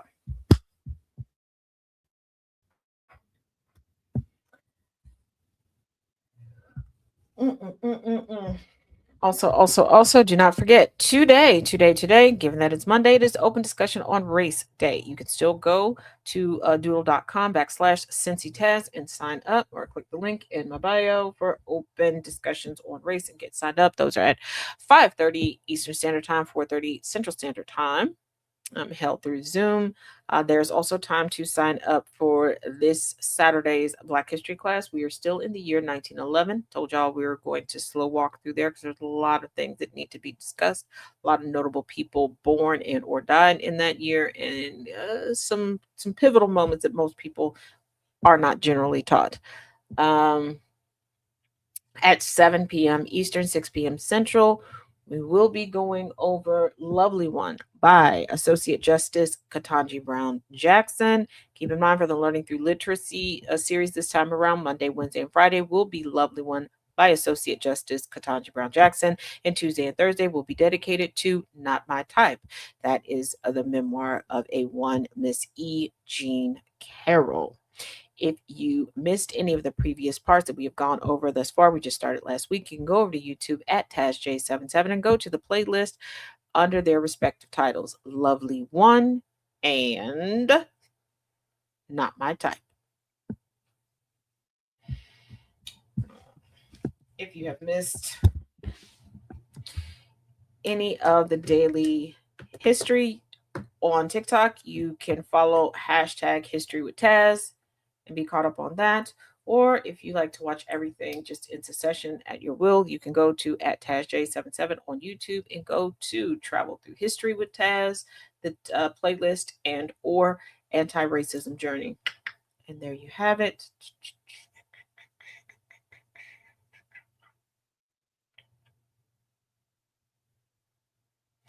Also, if you are a member of Outcast Nation and or the Villains Guild, please contact myself or Smoking Hot Mess Jess and make sure that we have your email address. We have some information to get out to you, and there are some meetings forthcoming. If you have any desire to be a friend of the Guild or Outcast Nation, or you want to be considered to be a member, please contact myself or Jess and state that, and we can begin the vetting process for you. Also, keep in mind, next week, applications will be open for those that want to join the mutual aid board. Keep in mind, these are people that will help with the directory of mutual aid, will be vetting and helping with fundraising and being outside eyes and ears, kind of like our inspectors generals for Island Boy Both Nates. I got that, Professor Moriarty. Um, uh, like the inspectors generals for the mutual aid, uh, for the guild and for the coffee and all that good stuff. Yep, gotcha. Just Professor Moriarty, please do me a favor and let Outcast Nation know to get me or just their email addresses, please. You can put me on one for that. Okay, gotcha, Ninja. Well, if you put a layer of Biscoff and some vanilla yogurt, you can make those layers if you want. A few hours. Yes. There's also I don't know how y'all feel about ricotta cheese, but there is a dessert hack with Biscoff and ricotta cheese. It's really good. And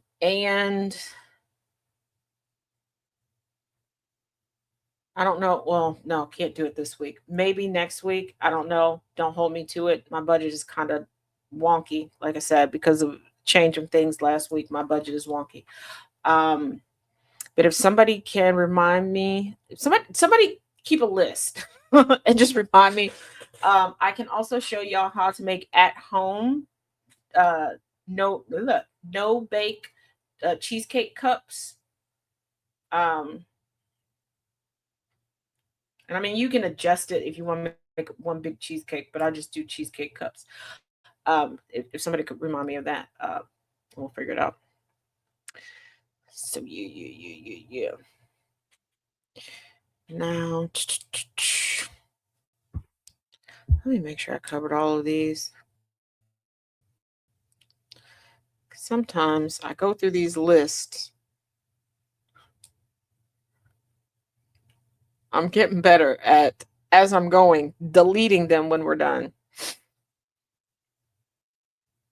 I knew there was one. See, yeah. Gotta make a. Uh,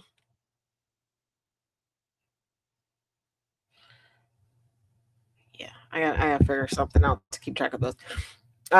Also, Trump will reportedly profit off a newly renamed Donald J. Trump International Airport.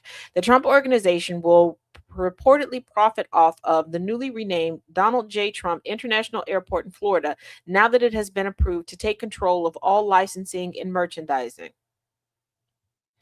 But Trump doesn't make any money off the White House. He donates all the money that he makes. You know where you can stick that, right, MAGA? County commissioners voted 4-3 earlier this month to rename the Palm Beach International Airport after Trump and have since handed over trademark and commercial rights to the organization, which is led by Donald Trump Jr. Analysts predict the president is likely to net millions from the unorthodox legal agreement between the county and DTTM Operations LLC, his Delaware based company that oversees licensing, marketing, and intellectual property, according to reporting by The Guardian. Now, it's funny that they have the company based out of Delaware, but isn't that the issue that they had with the Biden family? True, he donates it to himself, exactly. Offshore profits, bingo boingo. Yep, you're right. Listen, analysts said such a deal is unusual for a contract of this nature, even though it prohibits direct financial compensation from items sold at the airport. The report continued and says, and I quote, "For starters, Trump gets to choose exactly which vendors will manufacture and supply whatever branded merchandise is sold there. Why are y'all buying merchandise for a damn airport? Never, ever, ever in my life have I looked at an airport and was like, yep, I want its merch. I need a cup that says Blase Skips Airport." Are y'all doing that? Right, DJ. Surprise, surprise. Meanwhile, the non exclusive agreement does allow the Trump org to cash in on any of the merchandise sold away from the airport, including his own online store that already hawks a wide array of Trump themed wares from the glitzy. You know what, y'all? I thought that said glizzy for a minute. And I know I could have kept that in my head and not shared that with y'all, but y'all came over here to visit for a minute. Y'all got permission to come over and have lunch with me. So this is what we're going to do. From the glitzy to the gaudy. Everything about Trump is gaudy. Okay? Nothing is glitzy. But them Trump phones will be big there. If people ever get their ones that are doing reviews on it, like media, etc. He can also monetize the airport's new name in a way, any way he sees fit, and can license the trademark to any third party of his choosing. Biscoff and Oikos. Ooh, yeah, I like that. I like that, Annabelle. I haven't tried it with the Oikos. I tried it with a different Greek yogurt though, but I do like Oikos, so I think I might try it with that. Um, who who is he licensing to? Are y'all really out here buying airport merch? Are y'all really? Because I don't know. And I know I'm not everywhere and I'm not in every circle, but who's buying airport merch? Like who's out here with like a JFK International Airport t-shirt? Who's out here with a Ronald Reagan International like mug? Like who's doing this? And I've been to some like really nice airports outside of the United States. Like who do who come to think of it, I don't even think I've ever seen airport merch. I've seen other stuff sold in airports that's caught my attention. So even if the airports are selling merch, who's buying it? Like I could understand in a pinch, Skymart. Well, yeah, Skymart. But most people, I think, just they don't really buy. But here's the thing. Here's the in a pinch. Because I've been with people in traveling where in a pinch, everything's packed up, accidents happen, usually like with a child or somebody gets sick. So they'll have to just grab a shirt, grab a hood, and pay for and swap clothes. But they're usually throwing whatever got messed up of theirs away. So they don't care what it looks like. And afterwards, it's getting donated. And y'all know I love a good thrift store. I ain't even never seen no regret. Who is buying? I, hmm. I know y'all going. I know what y'all about to say. Taz, I bet you she gonna Google it. I am. As a matter of fact, we gonna Google it together. We got time. Hold on. Airport themed merch.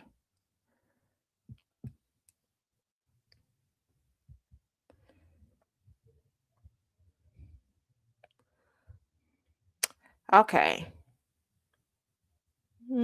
Aviation merchandise, I can understand. And I love how everybody's lumping it together. Airport themed and aviation merchandise. I'm not talking about aviation merchandise. And they're like, oh, aviation enthusiasts, av geeks. Yeah. Pilots and flight crew, frequent travelers. Yeah. But that's aviation themed merchandise. That I understand. So the boomers said,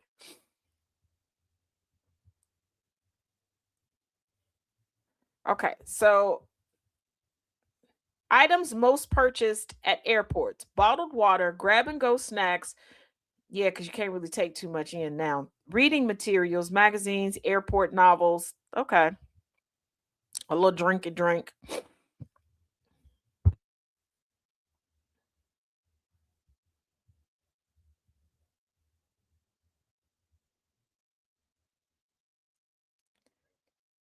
Yeah, but most people are buying aviation themed merch.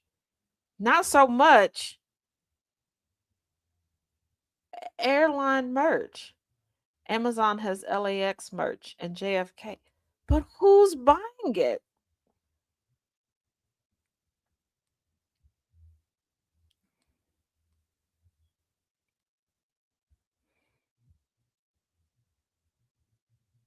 Okay, frequent travelers and wanderlusters. Okay, so they're buying specific airport code merch. So there's specific airports, and most are looking for vintage airport maps and travel inspired lifestyle accessories, which, okay, I can get that. I can get that.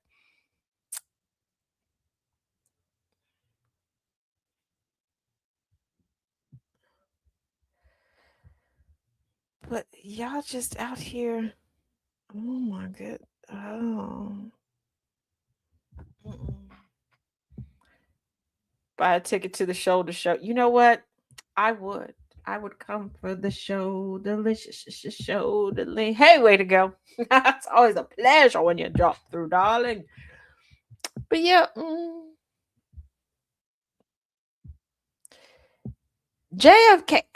The lore around JFK, I can understand people because there are just JFK enthusiasts. Just like there are Marilyn Monroe enthusiasts, because I remember when they found out that she smelled nice because she washed regularly, and the alleged soap that she liked to use started selling out. I get that. Like there's some people that it doesn't matter. Like I know two JFK enthusiasts. They don't like the theater. They don't like any of that stuff. And shout out to anybody who watched the Tonys last night. Um, that for a while were season ticket holders to the Kennedy Center because of JFK. I don't even know if they ever went to any of the shows because they don't live anywhere near DC. So I don't. So that I can get, and I get like when they're saying like there are uh some of the airport codes. Some people think that they're very cool because of how they look, different stuff, and so I'm like, okay, I can get that. But most of the people are they're like getting keychains, stuff like that. All right, cool, cool, cool, cool, cool. But still looking for a vintage Pan Am pen. Yeah, like that I understand. Like when it no longer exists and it's truly a rarity, like a collector's item, I can get that. But okay. And here's the thing: I used to go walking at a trail that was next to a smaller, like airport. Like I don't know if they had merch. There was a diner. I never ate at that diner. I always said that I should. But I would forget that the diner was there until I got to the end of the trail. Then I'd be all hot and sweaty, and I wouldn't go into nobody's restaurant. Now the diner had merch, but it was like an alien cosmic themed merch that it was kind of cute. Not gonna lie, it was kind of cute. I would buy it. You know what? Don't exist anymore. Bat Boy. Bat Boy needs to make a comeback. I visited the book building. I don't believe Oswald did it. Mm, there are a lot of people who don't think so. My thing is, given Oswald's, well, I did it. Yeah. With one of the latest batches of JFK files that were released, I gave a brief history on Oswald and his piss poor shooting abilities. So, and for those of y'all that don't know, because I got to stop. I got to realize everybody doesn't, sit and just look up history and read history like I do. Um, JFK and the FBI had a beef going on. Like it was bad. It was desperate housewives bad. So do with that information what you will.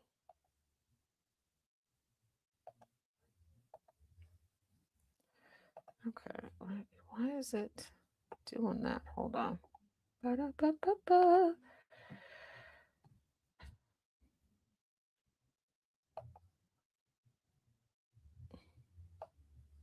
There we go. The angle of the building and where the car was, unless Oswald was hanging out of the window. I don't see it happening. Even if it was straight across Annabelle, Oswald was a horrible shot. Like he was a horrible shot. um, yeah. Uh, yeah, and that's confirmed. From a lot of practicing that he was doing on his little vacations, he was.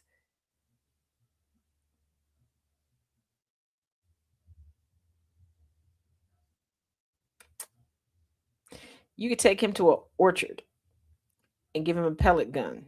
And anybody who's ever been to an apple orchard, you gonna understand what I'm saying. Those of you who haven't, just Google apple orchard. Look at him. He couldn't hit a tree at an apple orchard.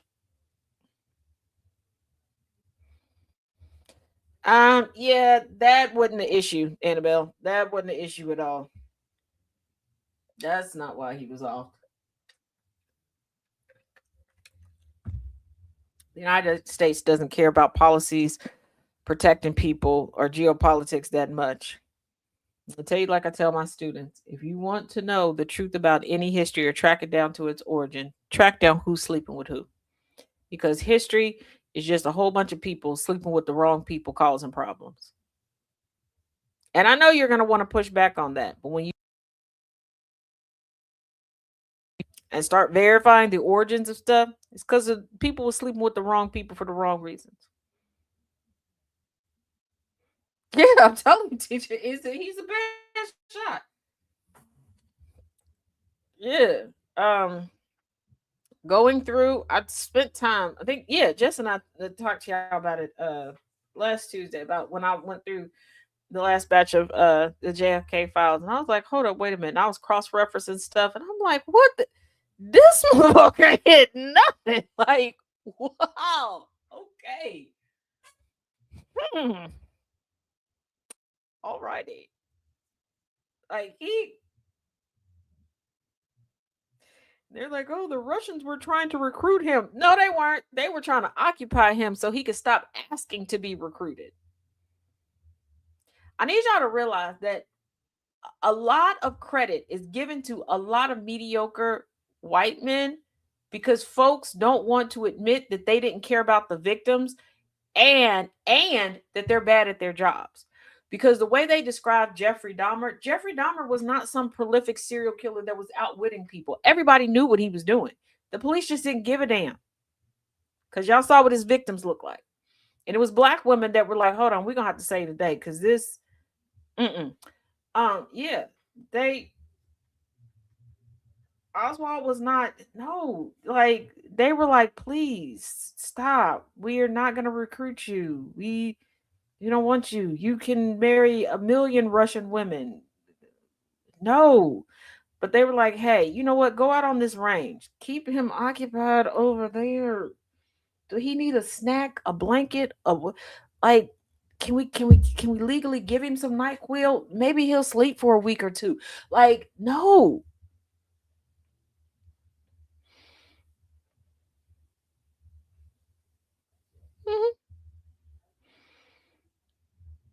Because somebody's sleeping with the wrong person for the wrong reasons. And sleeping with doesn't always mean coitus. Because, when you say somebody's in bed with somebody, a lot of times it's money involved. But yeah, that's what history boils down to. I don't know why we as humans try to act like everybody is so complex and so full of deep thought. No, the people that are in deep thought are not the ones out here messing stuff up. Now, the people in deep thought, the intellectuals, will do some diabolical stuff from time to time. They will. And they usually doing the uchi coochie wally wally with somebody they ain't supposed to be doing the uchi coochie wally wally with. But generally speaking, yeah. And a lot of times it is bruised ego. And when it comes down to JFK, let me repeat this to y'all. JFK and the FBI, not one person at the FBI had beef. People keep forgetting the president of the United States is essentially a figurehead.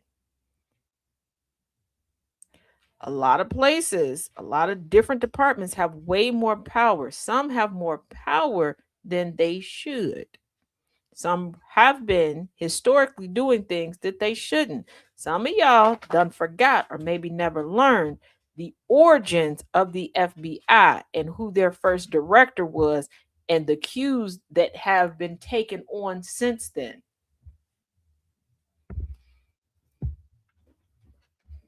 Hey, girly pop, I see you.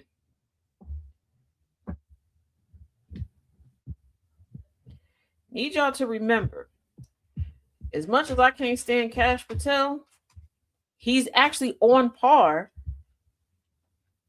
for the FBI director if you use who set the bar. Hoover used to do fingerprint cards with his signature on it. He man said, "Hey Harley." He wanted people to know, "Hey, yeah, this my thing, this my joint. Hey, I'm the man. FBI, who is Hoover BI? Hoover BI, yeah, Hoover BI, Hoover BI." Like, they, I think, I think people forgot. I think people forgot that. But that takes us to the end of today's show. For some of you all, I will see you again at 7 p.m. Eastern Standard for Learning Through Literacy. For some of y'all, I'll see you in about 3 minutes over on Open Discussions with Taz. And for the rest of you all, I will see you all tomorrow. As always, each one teach one, each one reach one. Be good, as Twin says, be good at it. And remember,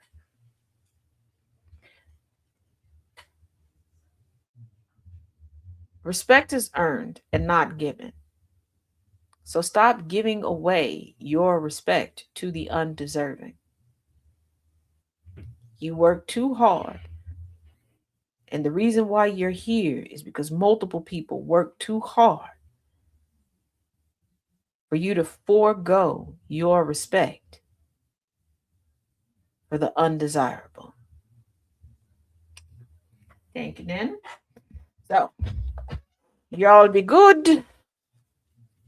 I know. I gotta take her outside really, really quickly. I know. I'm going to take you. Because we both just sat here and I think essentially drank our body weights in water. So, love y'all. Bye now.